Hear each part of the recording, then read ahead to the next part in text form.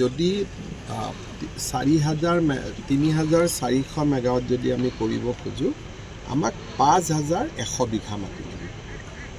আৰু এইটো বহুত ডাঙৰ। আপোনালোকে যদি ইয়াতে হয়, পূৰা চাপৰৰ প্ৰতিচ্ছবি সলনি হৈ যাব। যেনেকৈ এতিয়া আপোনালোকে জাগীৰ ৰোডত গ'লে দেখা পাব, জাগীৰ ৰোডত হৈ আছে ২৭,০০০ কোটি টকা, ইয়াতে হ'ব ৪০,০০০ কোটি টকা।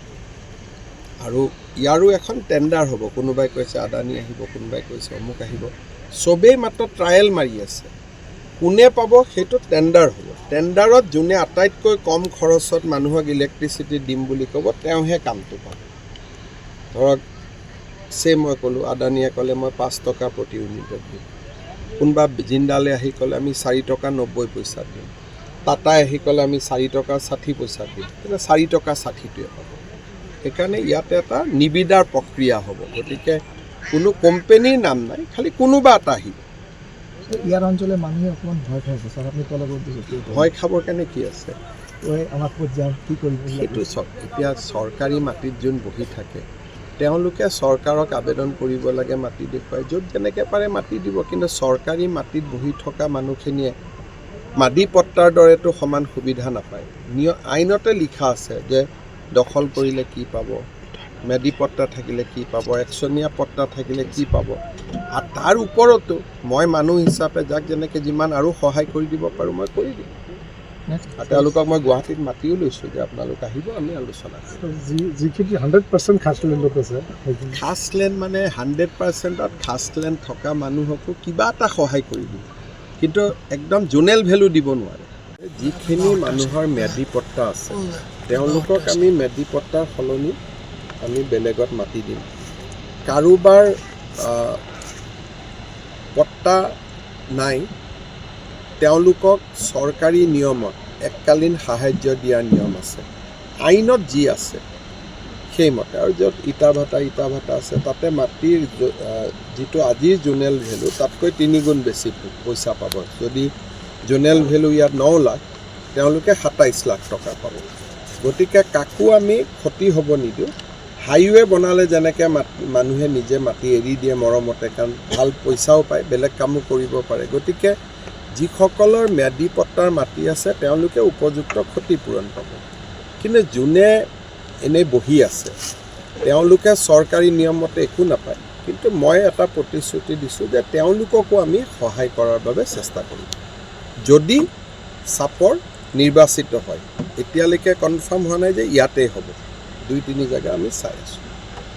যদি ৩,৪০০ মেগাৱাট যদি আমি কৰিব খোজোঁ, আমাক ৫,১০০ বিঘা মাটি লাগিব।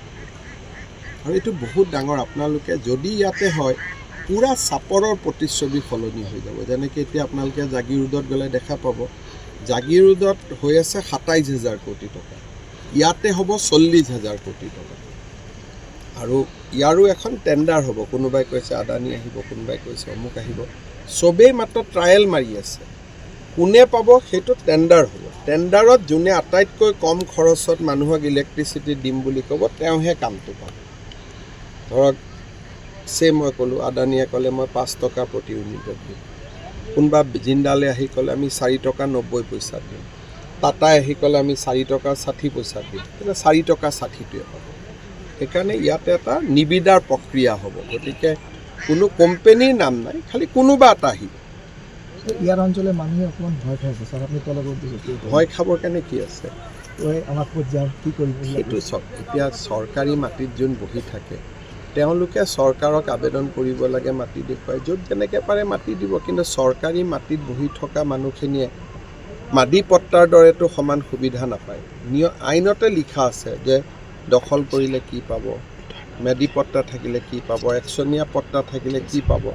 আৰু তাৰ ওপৰতো মই মানুহ হিচাপে যাক যেনেকৈ যিমান আৰু সহায় কৰি দিব পাৰোঁ মই কৰি দিম। আৰু তেওঁলোকক মই গুৱাহাটীত মাতিও লৈছোঁ যে আপোনালোক আহিব, আমি আলোচনা কৰিম। যিখিনি 100% খাছলেণ্ডত আছে, খাছলেণ্ড মানে 100%ত খাছলেণ্ড থকা মানুহকো কিবা এটা সহায় কৰি দিম, কিন্তু একদম জোনেল ভেলু দিব নোৱাৰে।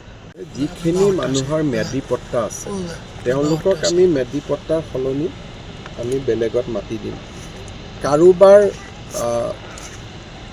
পট্টা নাই, তেওঁলোকক চৰকাৰী নিয়মত এককালীন সাহায্য দিয়াৰ নিয়ম আছে, আইনত যি আছে সেইমতে। আৰু য'ত ইটা ভাটা আছে তাতে মাটিৰ যিটো আজিৰ জোনেল ভেলু তাতকৈ 3 গুণ বেছি পইচা পাব। যদি জোনেল ভেলু ইয়াত 9 লাখ, তেওঁলোকে 27 লাখ টকা পাব।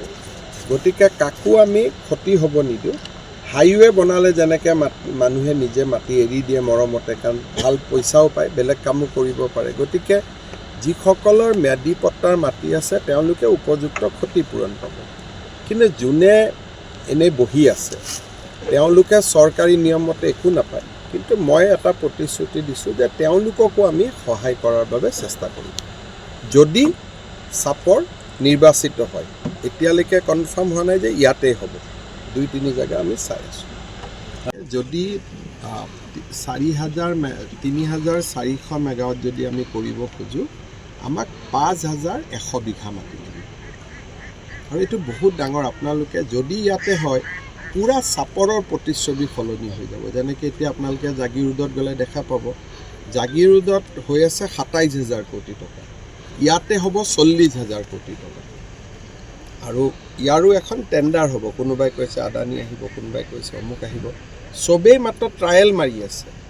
কোনে পাব সেইটো টেণ্ডাৰ হ'ব। টেণ্ডাৰত যোনে আটাইতকৈ কম খৰচত মানুহক ইলেক্ট্ৰিচিটি দিম বুলি ক'ব তেওঁহে কামটো পাব। ধৰক মই ক'লোঁ, আদানীয়ে ক'লে মই 5 টকা প্ৰতি ইউনিটত দিম, কোনোবা জিন্দালে আহি ক'লে আমি 4 টকা 90 পইচা দিম, টাটাই আহি ক'লে আমি 4 টকা 60 পইচা দিম, তেতিয়া 4 টকা 60টোৱে পাব। সেইকাৰণে ইয়াতে এটা নিবিদাৰ প্ৰক্ৰিয়া হ'ব। গতিকে কোনো কোম্পেনীৰ নাম নাই, খালি কোনোবা এটা আহিব। ইয়াৰ অঞ্চলৰ মানুহে অকণমান ভয় খাই আছে ছাৰ, আপুনি তলত দিছে ভয় খাবৰ কাৰণে কি আছে? আমাক ক'ত যাম, কি কৰিব? সেইটো চাওক, এতিয়া চৰকাৰী মাটিত যোন বহি থাকে তেওঁলোকে চৰকাৰক আবেদন কৰিব লাগে মাটি দেখুৱাই, য'ত যেনেকৈ পাৰে মাটি দিব। কিন্তু চৰকাৰী মাটিত বহি থকা মানুহখিনিয়ে মাটি পট্টাৰ দৰেতো সমান সুবিধা নাপায়। আইনতে লিখা আছে যে দখল কৰিলে কি পাব, ম্যাদী পট্টা থাকিলে কি পাব, একচনীয়া পট্টা থাকিলে কি পাব।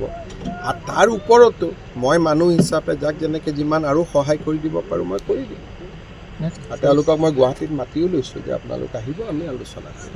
যিখিনি 100% খাছলেণ্ডত আছে, খাছলেণ্ড মানে 100%ত খাছলেণ্ড থকা মানুহকো কিবা এটা সহায় কৰি দিম, কিন্তু একদম জোনেল ভেলু দিব নোৱাৰে। যিখিনি মানুহৰ ম্যাদী পট্টা আছে তেওঁলোকক আমি ম্যাদী পট্টাৰ সলনি আমি বেলেগত মাতি দিম। কাৰোবাৰ পট্টা নাই, তেওঁলোকক চৰকাৰী নিয়মত এককালীন সাহায্য দিয়াৰ নিয়ম আছে, আইনত যি আছে সেইমতে। আৰু য'ত ইটা ভাটা আছে তাতে মাটিৰ যিটো আজিৰ জোনেল ভেলু তাতকৈ 3 গুণ বেছি পইচা পাব। যদি জোনেল ভেলু ইয়াত 9 লাখ, তেওঁলোকে 27 লাখ টকা পাব। গতিকে কাকো আমি ক্ষতি হ'ব নিদিওঁ। হাইৱে বনালে যেনেকৈ মানুহে নিজে মাটি এৰি দিয়ে মৰমতে, কাৰণ ভাল পইচাও পায়, বেলেগ কামো কৰিব পাৰে। গতিকে যিসকলৰ ম্যাদী পট্টাৰ মাটি আছে তেওঁলোকে উপযুক্ত ক্ষতিপূৰণ পাব। কিন্তু যোনে এনেই বহি আছে তেওঁলোকে চৰকাৰী নিয়মমতে একো নাপায়। কিন্তু মই এটা প্ৰতিশ্ৰুতি দিছোঁ যে তেওঁলোককো আমি সহায় কৰাৰ বাবে চেষ্টা কৰিম যদি চাপৰ নিৰ্বাচিত হয়। এতিয়ালৈকে কনফাৰ্ম হোৱা নাই যে ইয়াতেই হ'ব, 2-3 জেগা আমি চাই আছোঁ। যিকোনো খবৰৰ বাবে যোগাযোগ কৰক 7099017330 লগতে 7099017110 নম্বৰত।